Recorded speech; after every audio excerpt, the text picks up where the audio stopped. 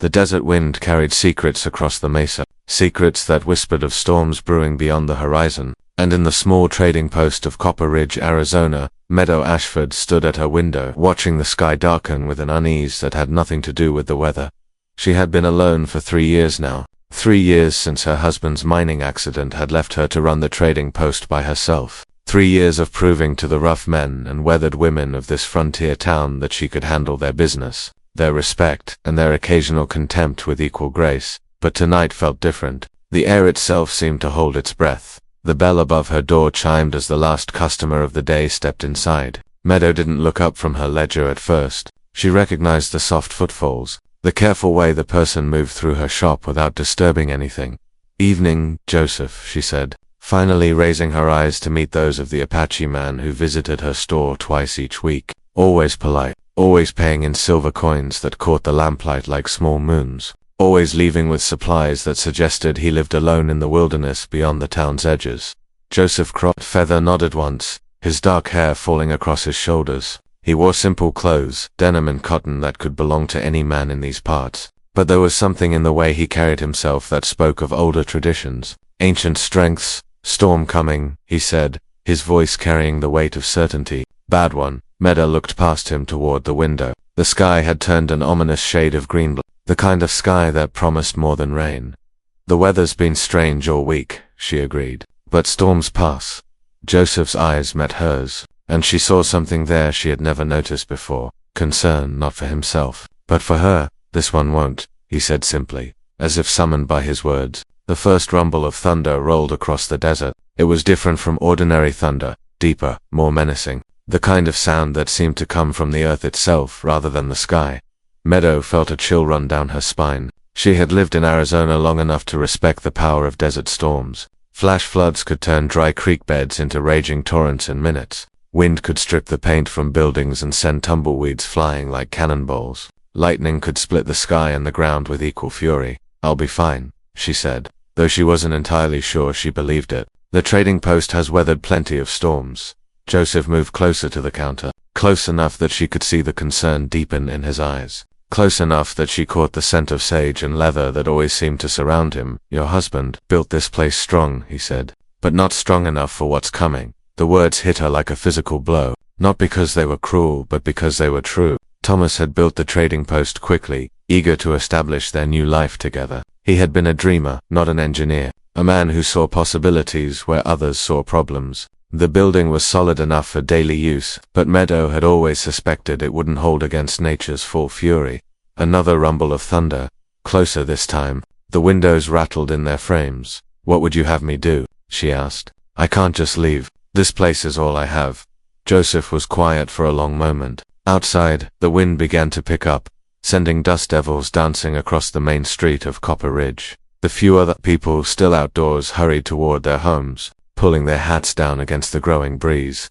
"My cabin," he said finally, "in the rocks, 2 miles north, built into the cliff face." Safe. Meadow stared at him. In 3 years of polite commerce, he had never offered her anything beyond the exact payment for his purchases and a respectful nod goodbye. Now he was inviting her to his home, to safety. "I don't know you," she said, though the words felt strange in her mouth. She did know him, in some ways. She knew he was honest in his dealings. She knew he treated her with more genuine respect than most of the white men in town. She knew he moved through the world with a quiet dignity that commanded her admiration. "You know enough," he replied. Lightning split the sky outside, followed immediately by a crash of thunder that shook the entire building. The storm was moving fast, faster than seemed natural. Meadow could see debris already beginning to fly past her. Windows. She thought of her late husband's words on their wedding day.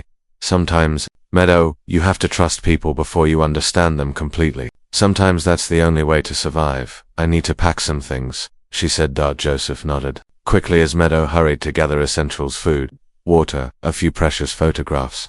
The small strongbox that held her savings. She found herself stealing glances at her unexpected protector. He stood near the window, watching the storms approach with the focused attention of someone who had learned to read nature's moods as easily as other men read newspapers. There was something almost military in his posture, something that spoke of battles fought and won, of strategies planned and executed. It made her curious about his past, about the life he lived in the wilderness, beyond the town's knowledge. Ready? She said, hefting a canvas bag over her shoulder. Joseph looked at her load and gently took the bag from her hands. I'll carry this, he said. You'll need your hands free. They stepped out into the growing storm together. The wind hit them immediately, strong enough to stagger anyone unprepared for its force. Dust and small stones whipped through the air, stinging exposed skin and making it difficult to see more than a few yards ahead. Joseph's hand found her elbow, steadying her as they made their way to where 2 horses waited.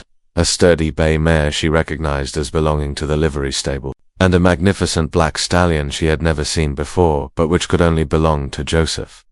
Can you ride? He asked, having to raise his voice above the wind. Yes, she called back, grateful for the riding lessons her father had insisted upon back in Missouri. But in this weather, we don't have a choice. The storm will hit full force in less than an hour. He helped her mount the bay mare, his hands gentle but sure. As soon as she was seated, he swung onto his own horse with fluid grace. Even in the chaos of the growing storm, she couldn't help but notice how natural he looked on horseback, like they were 2 parts of the same creature. They rode north, leaving the lights of Copper Ridge behind them. The storm chased them across the desert, growing stronger with each passing minute. Rain began to fall in fat, heavy drops that quickly became a driving downpour. Lightning illuminated the landscape in stark, dramatic flashes, turning familiar landmarks into alien shapes. Meadow had never been this far from town before. The desert at night, especially in a storm, was a place of mystery and danger. Without Joseph leading the way, she would have been completely lost within minutes. But he seemed to navigate by instincts older than maps, finding paths between rocks and ravines that she couldn't even see, until they were on them. The wind howled around them like a living thing. It tore at their clothes and hair, trying to unseat them from their horses. Meadow had to grip the reins with both hands, trusting her mount to follow Joseph's stallion through the treacherous terrain. Just when she thought she couldn't endure the battering any longer, Joseph called out over the storm. There, ahead, barely visible through the sheets of rain, she could see a dark opening in the cliff face. It looked like little more than a shadow, but as they drew closer, she realized it was the entrance to Joseph's home. They dismounted in a small, sheltered area just inside the cave mouth. The relief from the wind and rain was immediate and overwhelming. Meadow stood for a moment, simply breathing, while Joseph tended to the horses with quick, efficient movements.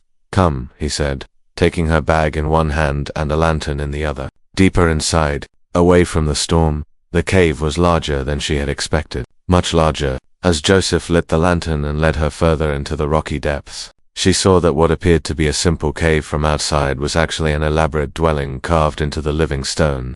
The main room was spacious and comfortable, with a fire pit in the center and sleeping areas carved into the walls. Beautiful weavings hung from the rock faces, and pottery of obvious Apache craftsmanship lined shelves cut into the stone. It was a place that spoke of permanence, of belonging, of deep roots in this harsh but beautiful land. How long have you lived here? She asked, setting down her wet coat and looking around in wonder. I built this place 10 years ago, Joseph replied, kindling a fire in the central pit. After I came back from the war, Meadow felt a piece of the puzzle click into place. The military bearing, the strategic thinking, the way he moved with purpose and discipline. He had been a soldier. Which side? She asked, then immediately wished she could take the question back. It was too personal, too direct for their carefully maintained relationship. But Joseph didn't seem offended. He looked at her across the growing fire, flames dancing in his dark eyes. Both, he said simply, and neither. The cryptic answer only made her more curious. But before she could ask for clarification, a tremendous crash of thunder shook the entire cliff. Dust rained down from the ceiling, and somewhere deeper in the cave system, she heard the sound of falling rocks. The storm's getting worse, she said, moving closer to the fire. Joseph nodded grimly. This isn't a natural storm, he said. I've been watching it build for 3 days. Something about it feels wrong, as if to prove his point. The wind outside began to make sounds unlike anything Meadow had ever heard. Not the usual howl of moving air, but something that sounded almost like voices. Angry voices, crying out in languages she didn't recognize. She shivered, and not just from the cold. You're safe here, Joseph said, noticing her reaction. This place has protected me through many storms. It will protect you too. There was something in his voice when he said that, something that suggested protection was not a duty he took lightly, something that made her look at him with new eyes. What? She asked. Why bring me here? Why help me? Joseph was quiet for a long time. He poured water from a ceramic jug into a metal pot and set it near the fire to heat. The domestic action seemed incongruous with the wild storm raging outside, but also somehow comforting.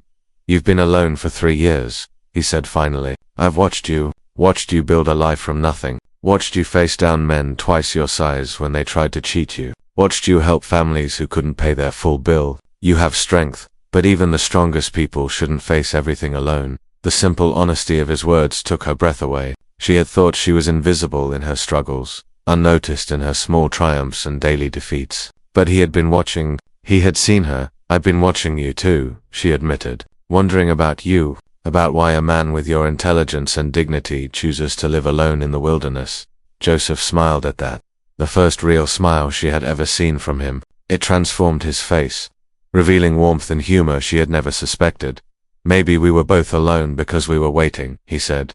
"Waiting for what?" "For the storm that would bring us together." Outside, as if summoned by his words, the wind reached a new level of fury. The sound was deafening, like 1,000 voices screaming at once. The fire flickered and danced wildly despite being sheltered deep in the cave. And then, suddenly, there was another sound, a sound that made them both freeze in terror. Footsteps, coming from deeper in the cave system, heavy footsteps, deliberate, getting closer. Joseph was on his feet instantly, moving with the fluid grace of a predator. From somewhere in the shadows, he produced a rifle, not the simple hunting weapon most settlers carried, but a military rifle, well maintained and obviously familiar in his hands. "Stay behind me," he whispered. But Meadow had grown up on the frontier. She knew the sound of danger, and she wasn't going to cower while someone else faced it for her. From her bag, she drew the small pistol her husband had taught her to use. It wasn't much, but it was better than nothing. Joseph glanced at her, saw the weapon in her steady hands, and nodded approvingly. "Together then," he said. The footsteps were getting closer. Too heavy to be human, too regular to be an animal, something else entirely, and then they saw it. A creature of shadow and storm, standing at the edge of the firelight. It was tall as a man but built wrong, with limbs that seemed to bend in impossible directions and eyes that glowed like coals. When it moved, the air around it shimmered with heat distortion. "What is it?" Meadow whispered. "Storm demon," Joseph replied, his voice grim. "The old stories speak of them, creatures that ride the worst weather, feeding on fear and destruction." The thing took another step forward, and Meadow could feel waves of malevolent energy rolling off it like heat from a forge. This was why the storm had felt wrong. This was why Joseph had been so concerned. "Can we kill it?" she asked. "I don't know," he admitted, "but I know we have to try." The demon lunged forward with inhuman speed. Joseph's rifle boomed in the confined space, the sound deafening. The bullet seemed to pass right through the creature without effect, but the demon stumbled, as if surprised by their resistance. Meadow fired her pistol, aiming for the creature's center mass. Again, no visible damage. But the thing recoiled as if struck. "The weapons aren't hurting it," Joseph said, working the bolt of his rifle. "But something is."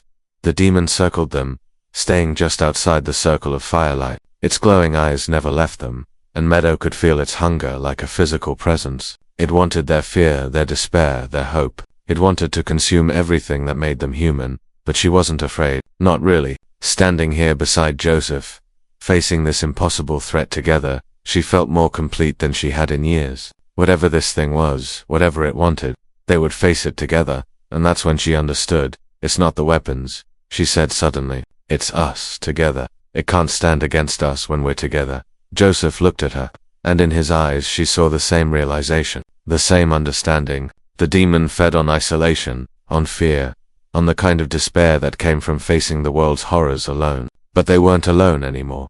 The creature seemed to sense their growing confidence. It let out a shriek of rage and frustration that echoed through the cave system like the cry of a dying wind. Then it lunged at them with desperate fury. This time Joseph didn't reach for his rifle. Instead, he stepped forward and did something completely unexpected. He began to remove his shirt. "What are you doing?" Meadow asked, not taking her eyes off the approaching demon.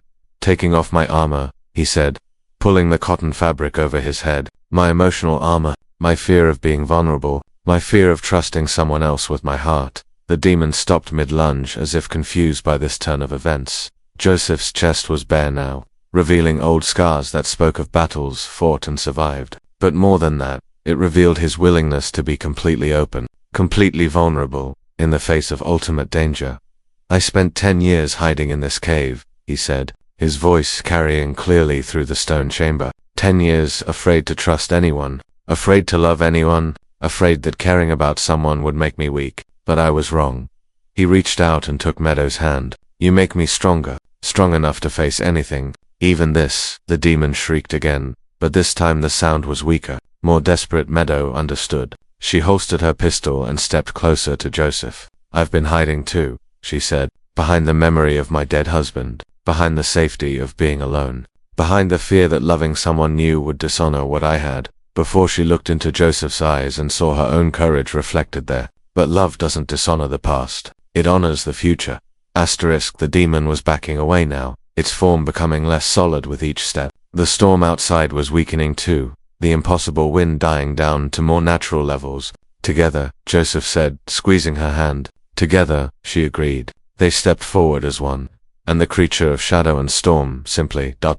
dissolved, like morning mist touched by sunlight, like a bad dream fading at the moment of waking. The cave fell silent except for the crackle of the fire and the no gentle sound of rain outside. They stood there for a long moment, hands clasped, both shirtless now in the firelight, both vulnerable, both stronger for that vulnerability. The storm's passing, Joseph said finally. Yes, Meadow agreed. It is, but neither of them moved apart. Neither wanted to break this moment of perfect understanding. What happens now? She asked. Joseph smiled and pulled her closer. Now we build something new, together. Something strong enough to weather any storm. Outside, the first rays of dawn were beginning to filter through the cave mouth. The supernatural storm had burned itself out, leaving only ordinary rain and the promise of clear skies to come. I love you, Meadow said, the words coming as naturally as breathing. I love you too, Joseph replied. I think I have since the first day you treated me like a man instead of a problem to be solved. They kissed then. In the firelight of the cave, with the storm passing overhead and the desert awakening to a new day beyond the stone walls, it was a kiss that tasted of rain and hope and the kind of courage that comes from choosing to trust another person with your whole heart. When they finally broke apart, Joseph reached for a blanket from one of the wall niches. He wrapped it around both their shoulders, pulling her close against his side. Will you stay? He asked. Not just tonight, but really stay, build a life here with me. Meadow thought of the trading post back in Copper Ridge. It had been her sanctuary for 3 years.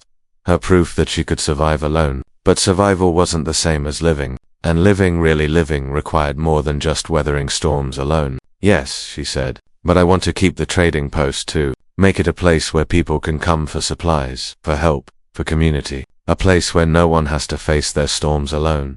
Joseph nodded approvingly. We'll make it stronger. Together, strong enough for anything. As the sun rose fully, painting the desert in shades of gold and crimson, they made plans for a life together, for a business that would serve their community, for a love that would grow stronger with each storm they weathered side by side. The Apache had taken off his armor for her, and in doing so, he had shown her how to remove her own. They had faced the storm together, and in doing so, had discovered that some storms can only be defeated by the courage to be completely, vulnerably human with another person. Love, they learned, was not about finding shelter from life's storms. It was about finding someone worth standing in the rain with, someone who would take off their armor when you needed them most, someone who would choose, again and again, to face the world's fury hand in hand, rather than hide away in comfortable solitude. As they watched the sunrise paint the desert in impossible colors, Meadow Ashford and Joseph Crowfeather knew they had found something rarer than gold, stronger than stone and more enduring than the desert itself. They had found each other, and together, they could weather any storm.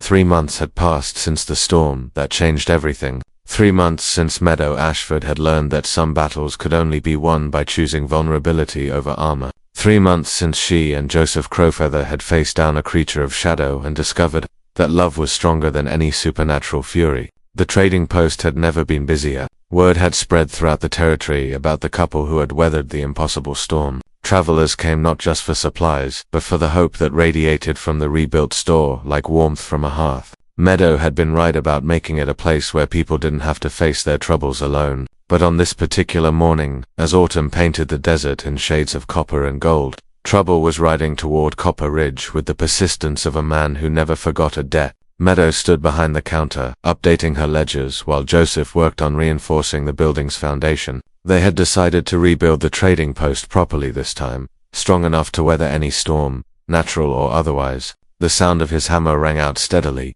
a comforting rhythm that had become the heartbeat of her days. The bell above the door chimed, and she looked up expecting to see Mrs. Henderson or young Billy Mason. Instead, a stranger stood silhouetted against the morning sun, a man in expensive clothes that had seen hard travel, with eyes the color of winter ice and a smile that never reached them. "Miss Ashford," he said, removing his hat with mock courtesy. "Or is it Mrs. Crowfeather now? I confess I'm uncertain about the legalities of Apache marriage customs." The words were spoken politely, but Meadow heard the venom beneath them. This man knew exactly who she was, and he hadn't come here by accident. "Just Meadow will do fine," she said evenly, not moving from behind the counter. "What can I help you with today, Mr. Blackwood?" Ezra Blackwood. He stepped further into the store, his pale eyes cataloging every detail. "I've come a very long way to speak with you about your late husband's obligations." The hammering outside stopped. Joseph had heard the conversation, and something in the stranger's tone had put him on alert. Meadow felt a familiar flutter of gratitude for having someone who watched over her, even when she didn't know she needed protecting. "Thomas settled all his debts before he died," she said carefully. "I have the paperwork to prove it." Blackwood's smile widened, becoming even less pleasant. "Ah, but you see, that's where we have a problem. Your husband borrowed money from my employer 3 years ago. Quite a substantial sum, actually. The kind of money that requires ... creative ... collateral." He reached into his coat and produced a folded document. Even from across the counter, Meadow could see official seals and legal language that made her stomach turn cold. "What kind of collateral?" she asked, though she was beginning to suspect she already knew. "This trading post, and everything in it." Blackwood placed the document on the counter between them, including, according to the rather thorough contract your husband signed, his wife's personal services, should he default on payment. The words hit her like a physical blow. Thomas had been desperate to establish their new life. She knew that, but she had never imagined he would be desperate enough to sign something like this. "That's not legal," she said, though her voice sounded uncertain even to herself. "I'm afraid it is. In the territory where the contract was signed, Nevada has ... different laws regarding frontier business arrangements." Blackwood's fingers drummed against the counter. "Of course, there might be ways to renegotiate the terms, depending on how ... accommodating ... you're willing to be." The door opened behind Blackwood, and Joseph stepped inside. He moved with the same fluid grace Meadow had learned to recognize as his response to danger. But his expression was calm, controlled, which somehow made him seem more dangerous, not less. "Problem?" he asked quietly. Blackwood turned, taking in Joseph's appearance with obvious disdain. "And you must be the Apache. How romantic, the widow and her noble savage, playing house in the wilderness." Joseph didn't react to the slur, but Meadow saw his hands shift almost imperceptibly, positioning themselves for quick action if needed. "This man claims Thomas owed money," she said, pushing the document across the counter toward Joseph. "Claims the trading post was collateral." Joseph picked up the papers and read them with the careful attention of someone who understood that words on paper could be as dangerous as bullets. As he read, his expression grew darker. "This is a slavery contract," he said finally, dressed up in legal language. "But that's what it is." Blackwood shrugged. "Business is business. The territory has its own interpretation of contract law, and I have a dozen men camped just outside of town who are very good at ensuring contracts are ... honored." The threat was subtle but clear. Comply, or face consequences that would extend far beyond just the two of them. "How much?" Joseph asked. "I beg your pardon. How much was the original debt?" Blackwood consulted another piece of paper. $5,000. Plus interests, of course, and penalties for late payment. All told, I'd say we're looking at about $15,000 by now. It was an impossible sum, more money than the trading post would generate in 5 years, even with their recent success. Meadow felt despair creeping up her spine like cold fingers, but Joseph just nodded thoughtfully. "I see, and if we can't pay, then the contract stands. Miss Ashford comes with me, and the trading post becomes the property of my employer. Of course, if she's particularly cooperative, we might be willing to let her work off the debt over time, though at the rate we typically charge for room and board, it might take quite a while." The picture he painted was crystal clear. Meadow would become property, passed from man to man until she was used up and discarded. It was a fate that had befallen to many women on the frontier, and Blackwood clearly considered it just another business transaction. There's a third option, Joseph said quietly. Oh, and what might that be? You leave now, and never come back. Blackwood laughed, a sound like breaking glass. Or what? You'll scalp me. Please. I've dealt with your kind before. All of you are the same big talk until the real guns come out. Joseph smiled then. It was the same smile Meadow had seen him wear when facing the storm demon. Patient, confident, completely unafraid. You think I'm just another broken reservation Indian, he said, playing at being civilized while the white man takes everything worth taking, aren't you? No. Joseph stepped closer to Blackwood, close enough that the other man had to tilt his head back to maintain eye contact. I'm Captain Joseph Crowfeather, formerly of the Union Army, and before that, War Chief of the Chiricahua Apache. I've killed more men than you've probably ever met, and every single one of them thought they knew what kind of threat I represented. The temperature in the room seemed to drop 10 degrees. Blackwood's confident smile faltered as he truly looked at Joseph for the first time, saw the scars that spoke of battles survived, the steady hands that had never trembled, the eyes that had seen death and dealt it without flinching. You were at Antietam, Blackwood whispered, recognition dawning in his pale eyes. Among other places, the Apache who fought for both sides, who turned the tide at Cedar Creek, who disappeared into the desert when the war ended, and was never seen again, until now. Meadow watched this exchange with growing amazement. She had known Joseph was a veteran, but she had never realized the extent of his reputation. From the look on Blackwood's face, Joseph Crowfeather was something of a legend. Your contract is invalid, Joseph continued in the same quiet voice. Fraudulent. Thomas Ashford never legally borrowed that money because he was already dead when this document was supposedly signed. Check the dates. Check the signature. Then ask yourself if you really want to try collecting a debt from a ghost. Blackwood fumbled with the papers, his hands no longer quite steady. After a moment, his face went pale. How did you? Because I know when Thomas died, down to the hour. I was there. Joseph's voice carried the weight of absolute certainty. I pulled his body out of the mine collapse. I helped his wife bury him, and I know for a fact he died 3 days before the date on